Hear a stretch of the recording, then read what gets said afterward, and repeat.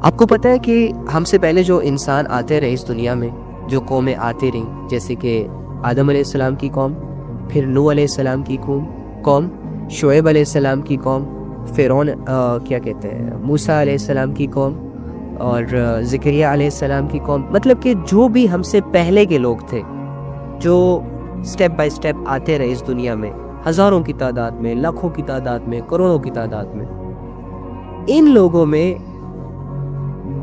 جب بھی جس امت کا دور ہوتا تو اس دور میں اس امت کا ایک ایسا فتنہ ہوتا جس کی وجہ سے اللہ رب العزت انہیں برباد کر دیتے. کوئی نہ کوئی فتنہ ضرور ہوتا. جیسے کہ لوط علیہ السلام کی قوم کا فتنہ یہ تھا کہ وہ گئے تھے، سارے لڑکے آپس میں بدکاریاں کرتے تھے. اس کے علاوہ شعیب علیہ السلام کی قوم تھی جس کا فتنہ یہ تھا کہ وہ ناپ تول میں کمی کیا کرتے تھے، پیسے زیادہ لیتے تھے اور چیزیں کم دیتے تھے، ویٹ میں کمی کرتے تھے. وہ اگر کسی کو چاہیے 1 کلو کا سامان تو وہ 1 کلو سے آدھا پاؤ کم دیتے تھے اور شو یہ کرتے تھے کہ 1 کلو پورا. اس طرح کا دھوکہ ان میں پایا جاتا تھا.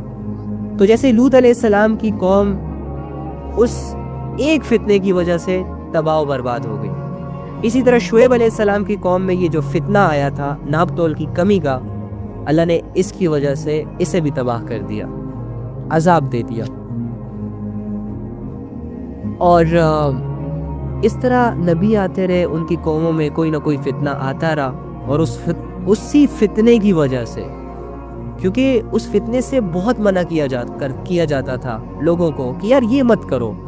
اللہ آیتیں اتارتا تھا، اللہ اپنے پیغمبروں کے ذریعے سے انہیں بار بار سمجھاتا تھا کہ بھائی اس گناہ کے قریب مت جاؤ.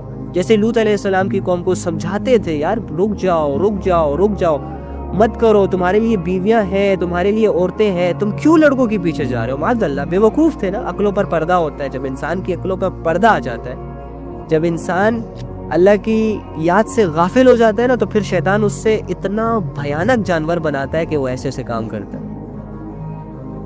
تو اسے سمجھایا جاتا تھا، وہ نہیں مانتے تھے، تو وہ اسی فتنے کی وجہ سے اللہ ان پر عذاب لاتا تھا اور وہ قومیں تباہ ہو جاتی تھی. آپ کو پتہ ہے اس امت کا فتنہ بھی ایک ہے، Do you know؟ نبی صلی اللہ علیہ وآلہ وسلم کی حدیث کا مفہوم ہے کہ ہر امت کے لیے ایک فتنہ ہوتا ہے، ہر امت کے لیے. اور میری امت کا جو فتنہ ہے وہ مال ہے، پیسہ. میری امت کا فتنہ پیسہ ہے. پیسے کی وجہ سے یہ لوگ تباہ ہو جائیں گے. پیسے کے شوق میں یہ لوگ ایک دوسرے سے بڑھ چڑھ کر حصہ لیں گے. مال اور دولت کمانے میں اتنے مصروف ہو جائیں گے کہ اپنی ضروریات سے بھی زیادہ چیزوں کو اپنے گھروں میں لے آئیں گے. اور اس کی یہ طلب، یہ پیسے کی طلب کبھی بھی فل سٹاپ نہیں لگے گا. اس کو بڑھتی جائے گی. ایک انسان 1000 کما رہا ہے تو وہ اس شوق میں ہوگا کہ میں 1,00,000 کیسے کماؤں. پھر جب وہ 1,00,000 تک پہنچے گا تو پھر وہ اس شوق میں ہوتا ہے کہ میں 5,00,000 کیسے کماؤں. جب وہ 5,00,000 تک پہنچتا ہے، محنت کر کے، مصروف رہ کر، سٹرگل کر کے، جھوٹ سچ بول کے، پھر اس کی جو ہرس ہے وہ 10,00,000 پہ ڈائیورٹ ہو جاتی ہے. جب وہ 10,00,000 کمانے لگ جاتا ہے، پھر وہ کروڑوں کے پلانس سوچنے لگ جاتا ہے. کروڑوں کے بعد 10 کروڑ پہ جاتا ہے، پھر اربوں پہ جاتا ہے، پھر خربوں پہ جاتا ہے. کرتے ایلون مسک جیسے انسان بن جاتے ہیں اور یہ بل گیٹس جیسے انسان سامنے بن جاتے ہیں. لیکن ان کی دولت اور ان کی ہرس میں کمی واقعہ نہیں ہوتی، بلکہ یہ مزید کوششوں میں لگے رہتے ہیں اور اپنی قیمتی زندگی کو انہی چیزوں کے سپرد کر دیتے ہیں. تو فرمایا کہ اس امت کا جو سب سے بڑا فتنہ ہے وہ مال ہے. مال کی وجہ سے دیکھو لڑائیاں ہوتی ہیں، مال کی وجہ سے دیکھو کتنا بڑا فتنہ قتل و غارت ہوتے ہیں. مال اور اس سے ریلیٹڈ چیزوں کی وجہ سے عزتیں نیلام کی جاتی ہے، جھوٹ بولا جاتا ہے، دھوکے دیے جاتے ہیں، پیسہ کمانے کے لیے عجیب ذرائع اختیار کیے جاتے ہیں، حلال اور حرام کی تمیز نہیں کی جاتی. مجبور انسان بھی سم ٹائمز گناہ کر کے پیسے کما رہا ہوتا ہے. بس مال ہی یہ فتنہ ہے. اور اگر آج دیکھا جائے تو ساری جو بھاگ دوڑ ہے وہ پیسے کے پیچھے ہے. ہر بندہ مصروف ہے، ہر بندے کے دل میں یہ یقین ہے کہ میرے پاس پیسہ ہوگا تو سب کچھ ٹھیک ہوگا. حالانکہ یہ باطل کا یقین ہے، یہ مومن کا یقین نہیں ہو سکتا. مومن یہ کہے گا کہ پیسہ میری ضرورت ہے اور میری ہر ضرورت اللہ سے پوری ہوتی ہے، اور اس دنیا میں جو کچھ ہو رہا ہے وہ اللہ سے ہو رہا ہے، جو کچھ کریں گے وہ اللہ کریں گے، چند کاغذ کے نوٹ کیا میری زندگی کو بنائیں گے۔ اور ہاں مجھے تو یاد آ گیا کہ قیامت کے دن جو تیسرا سوال ہم سے ہونا ہے وہ یہی تو ہونا ہے، ہم سے یہی تو ہونا ہے کہ بھائی پیسہ کہاں سے کمایا تھا۔ اللہ پوچھیں گے نا مال کے بارے میں کہ پیسہ کہاں سے کمایا تھا، کیا کرتے رہے، کیا جواب دیں گے ہم؟ دیکھ لو آج جن ذریعوں سے آپ لوگوں کے پاس پیسہ آ رہا ہے، یہی آپ کا اس کویسچن کا آنسر ہوگا جو آپ اللہ کے سامنے کریں گے۔ اگر کوئی انسان زنا کا اڈا کھول کر، لڑکیوں کی سپلائی کر کے، نوجوان لڑکوں کی آخرت اور دنیا برباد کر کے ان سے پیسے کما رہا ہے، یقین کریں ان کو جواب دینا پڑے گا۔ یہ اللہ کے سامنے یہی بولیں گے کہ ہمارا زنا کا اڈا تھا، ہم نے وہاں سے پیسہ کمایا تھا۔ تو مجھے بتاؤ کیا یہ اس سوال کے جواب میں پاس ہو جائے گا یا فیل ہو جائے گا؟ یقیناً فیل ہو جائے گا۔ اور فیل شدہ انسان کہاں جائے گا؟ آپ کو پتہ، اللہ سب کو بچائے وہاں جانے سے۔ اسی طرح اگر کوئی شراب بیچ رہا ہے، شراب کے بزنس کر رہا ہے اور وہ وہاں سے ارننگ کر رہا ہے، اسی طرح اگر کوئی ٹک ٹاکر ہے، وہ بہت فیمس ہو گیا اپنی شرٹس اتار کر، اپنی 6 ایبس دکھا کر، جہاں تک اللہ نے کہا اپنے جسم کو ڈھانپو وہ وہی دکھا رہا ہے سب کچھ۔ یہ جو پورن فلموں کے ذریعے سے پیسے کما رہے ہیں، یہ ان کے ذرائع ہیں، اور اللہ کو یہ کہیں گے کہ اللہ ہم پورن فلمیں بناتے تھے، اللہ ہم شیئرنگ کرتے تھے، اللہ ہم ٹک ٹاک پر ناچتے تھے جس کی وجہ سے وہ کمپنیاں ہمیں ایڈز کے پیسے دیتے تھے۔ یہ سیلیبریٹیز سارے اللہ کے کٹھیرے میں کھڑے ہوں گے اور ایک ایک سیلیبریٹی سے پوچھا جائے گا کہ تمہاری انکم کہاں سے آئی تھی۔ تو مجھے بتاؤ کہ یہ جو لوگ سانگز گا رہے ہیں اور ان کو لاکھوں مل جاتے ہیں، یہ جو لوگ ایک ایکٹ کرتے ہیں اور ان کو کروڑوں مل جاتے ہیں، یہ جو لوگ موویاں بناتے ہیں جس میں ہمارے یہ جو سو کالڈ سیلیبریٹیز ہیں جن کو ہم نے اپنی پلکوں پر بٹھایا ہوا ہے اور اپنی زندگی ان کے حوالے کی ہوئی ہے، اپنا لائف سٹائل ان کے جیسا بنایا ہوا ہے، وہ بے حیائی کریں گے تو ہمارے دلوں میں بھی بے حیائی کی شوق پیدا ہوگا۔ وہ اگر کچھ سکھائیں گے ڈراموں کے ذریعے سے، فلموں کے ذریعے سے، ایکٹ کے ذریعے سے، یوٹیوب چینلز کے ذریعے سے، تو ہم ویسے ہی کریں گے، ہمارا مزاج بھی ویسے ہی بنے گا۔ ہم اس قدر ان کو فالو کرتے ہیں۔ حالانکہ یہ لوگ ہیں کتنے؟ 10-20 لوگ ہیں یار جنہوں نے پوری دنیا کو سر پہ اٹھایا ہوا ہے۔ انڈیا میں یہی کوئی 40 سے 50 ماڈلز اینڈ ایکٹرز ہیں، اور پاکستان میں بھی یہی کوئی 40 سے 50 ایکٹرز اور ماڈلز ہیں۔ اب ان لوگوں نے پاکستان کی 22 کروڑ عوام کے ذہن کو خراب کیا ہوا ہے۔ انڈیا میں جتنی ان کی 1 ارب پلس آبادی ہے ان کو بگاڑا ہوا ہے۔ فلمیں ریلیز ہوتی ہیں تو پہلے دن ہی کروڑوں کا بزنس کر لیتی ہے۔ کیوں کرتی ہے؟ کس وجہ سے کرتی ہے؟ یہ جو پاگل بھولے انسان ہوتے ہیں جو ان کو دیکھتے ہیں، یہی تو وجہ ہے ان کو گمراہی کی فیلڈ میں آگے لے جانے کی۔ یہ لوگ لفٹ دینا چھوڑ دیں، یہ لوگ دیکھنا چھوڑ دیں، ان کے پرانے پھٹے پرانے جسموں کو دیکھنا چھوڑ دیں، ان کے وہ پتہ نہیں کیا سے کیا پروڈکٹس یوز کر کے، اور 40 50 سال کی لڑکیاں 24 سال کی طرح لگتی ہیں 1000 فلٹرز لگا کے، اور نوجوانوں کے سامنے آتی ہے، نوجوانوں کے ڈیزائرز کو ہٹ کرتی ہیں۔ یہ دیکھنا چھوڑ دینا، نہیں چھوڑتے۔ تو خیر اینی ہاؤ یہ ٹاپک نہیں ہے، اللہ ان کو ہدایت دے۔ جب تک ان کو ہدایت نہیں ملتی تب تک تو ہم ان کا پیچھا نہیں چھوڑنے والے، کیونکہ یہ لوگ ہماری یوتھ کو برباد کر رہے ہیں۔ یقین کریں ان کی وجہ سے ہم لبرل ہوئے ہیں۔ یہ لوگ ٹی وی ڈراموں کے ذریعے سے ہمارے گھروں میں آئے اور ہمارے گھروں کی زندگیاں انہوں نے برباد کی ہے صرف اپنے گھر بنانے کے لیے۔ یقین کریں یہ لوگ ٹی وی ڈراموں پر آ کر کبھی پیٹ دکھا رہے ہوتے ہیں، کبھی کمر دکھا رہے ہوتے ہیں، کبھی سینے دکھا رہے ہوتے ہیں، کبھی پتہ نہیں کیا سے کیا گن دکھا رہے ہوتے ہیں۔ ان کے پاس تو پیسہ آ رہا ہوتا ہے، ہمیں کیا مل رہا ہوتا ہے دیکھتے ہوئے؟ ہماری تو اندر کی ڈیزائر سیٹ ہو رہی ہوتی ہے، ہم تو شیطان بن جاتے ہیں ان کو دیکھ کر، ہم تو اپنے اوپر قابو نہیں کر پاتے۔ ہمارے جیب میں تو 1 روپیہ نہیں آتا ان کو دیکھتے ہوئے، اور ہمارے دیکھنے سے ان کی زندگیاں سیٹلڈ ہو رہی ہیں، ہمارے دیکھنے سے ان کی عزتوں میں اتنے اضافے ہو رہے ہیں۔ یہ ہے کیا؟ 10-20 لوگوں نے پوری دنیا کو سر پہ اٹھایا ہوا ہے۔ تم دیکھنا ان کی موت کتنی بھیانک ہوتی ہے اگر یہ توبہ کر کے نہ مرے۔ کتنے لوگ ایسے مر گئے جو ناچ رہے تھے، گا رہے تھے، دھڑم سے موت کا فرشتہ آیا، اکاؤنٹ کھلے کے کھلے رہ گئے، بینک بیلنس بینک میں ہی رہ گیا، जमा पूंजी घरों में रह गई, फॉलोअर्स ही रह गए, किसी को पासवर्ड का पता ही नहीं है, सब जाया। आप देख ले धोखा, जब शैतान किसी को धोखा देता है तो वो ऐसे देता है।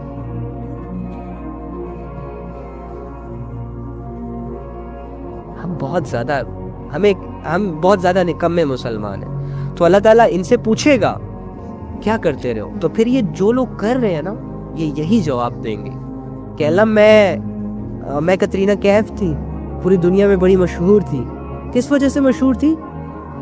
जिस्मों की नुमाइश किया करती थी। इसी तरह ये जितने भी एक्टर्स हैं, नाम नहीं लूंगा सबके, ये बोलेंगे अल्लाह से। और अगर आप भी इनको फॉलो करते हैं और उस जैसा बन रहे हैं, तो यकीन करें आपका भी यही जवाब होने वाला है फिर।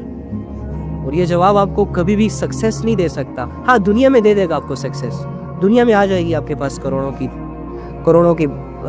की दौलत आ जाएगी, अरबों खरबों की गाड़ियाँ आ जाएंगी, बुर्ज खलीफा में फ्लैट भी ले लोगे, एक जजीरा भी ले लोगे, लेकिन आखिरत में कोई सक्सेस नहीं है इस स्टेटस को लेकर। आखिरत में इस दौलत की कोई वैल्यू नहीं है, उल्टा वबाल है।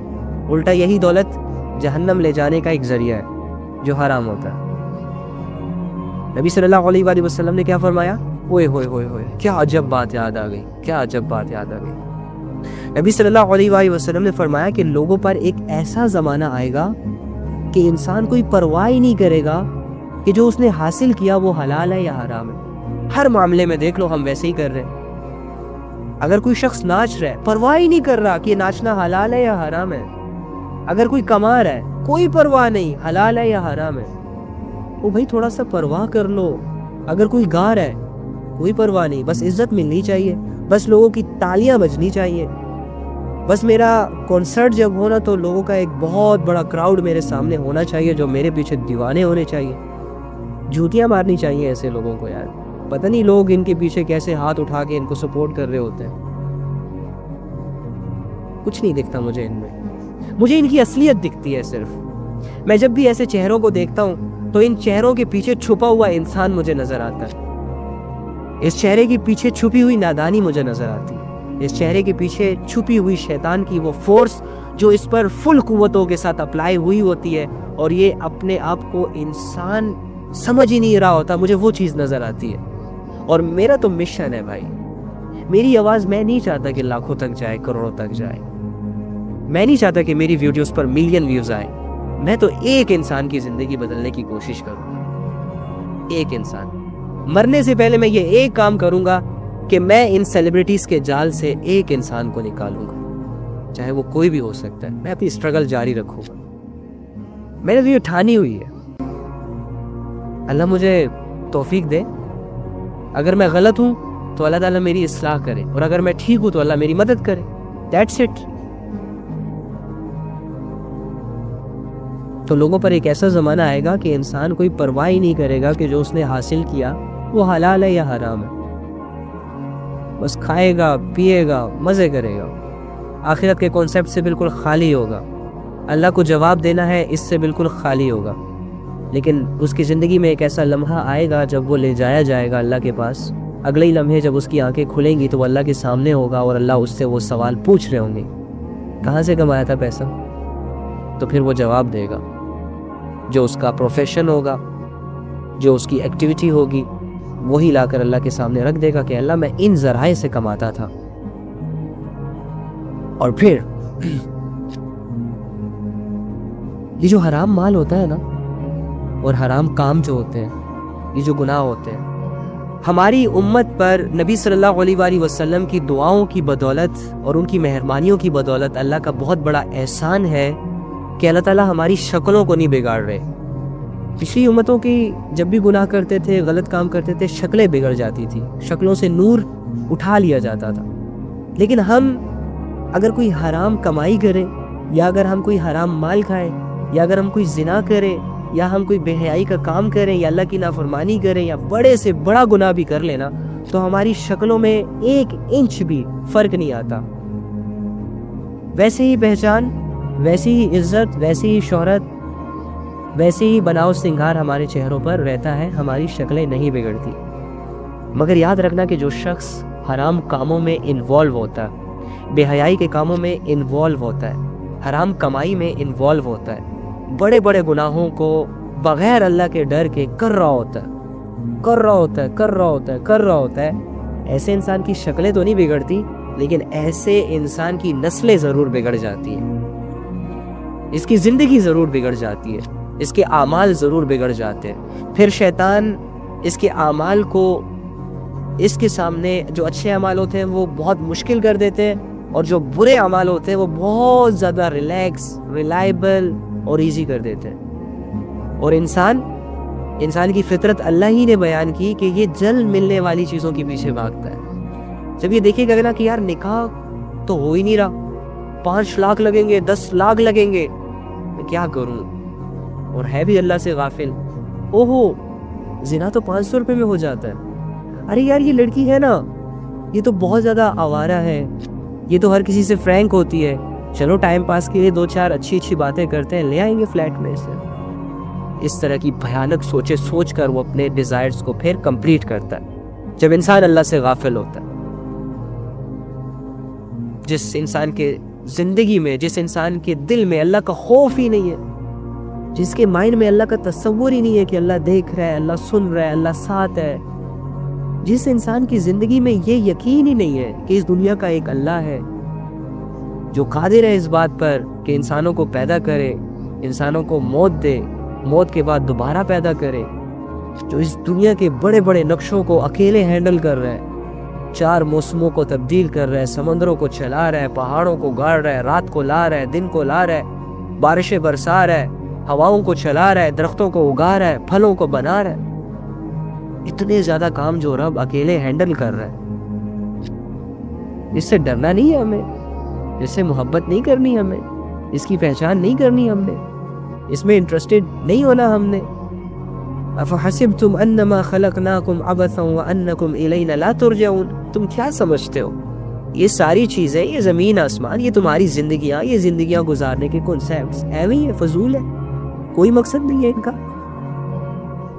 اور تم ہمارے پاس لوٹ کر نہیں آؤ گے، مرو گے نہیں، جواب نہیں دو گے مجھے، میں پوچھ نہیں سکتا سوال تم سے تمہاری زندگی کے بارے میں۔ جب ایک باپ بیٹے کی غلطی پر اسے یہ پوچھ سکتا ہے کہ بیٹا تو نے یہ غلطی کیوں کی، تو میں رب ہو کر، میں تیرا مالک ہو کر، خالق ہو کر تجھ سے یہ نہیں پوچھ سکتا کہ تو نے کہاں سے مال کمایا، کیا کرتا رہا پوری زندگی، کیا کر کے آئے ہو، تمہیں جنت کا پتہ نہیں تھا، دوزخ کا پتہ نہیں تھا، کیا تیرے پاس ایسے لوگ نہیں آئے تھے جو تجھے مجھ سے ڈرائے، کیا تیرے پاس ایسے لوگ نہیں آئے تھے، کیا تیرے پاس میری نشانیاں نہیں پہنچی تھی، کیا تمہارا ڈاؤٹ کلیئر نہیں ہوا تھا کہ اس دنیا کا ایک رب ہے اور اس رب کی بندگی کرنی ہوتی ہے،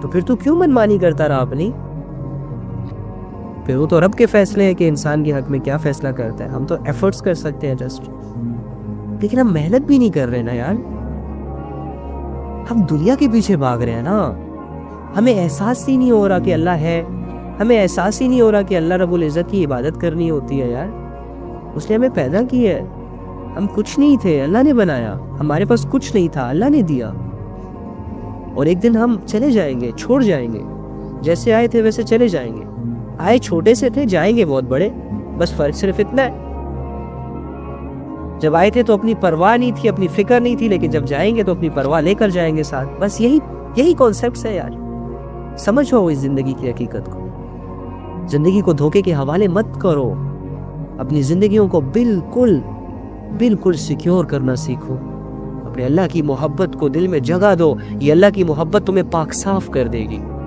اپنے اللہ رب العزت کی ویلیو کو اپنے دل میں جگہ دو، یہ اللہ کی ویلیو تمہیں بہت بڑی بڑی گمراہیوں سے بچا لے گی۔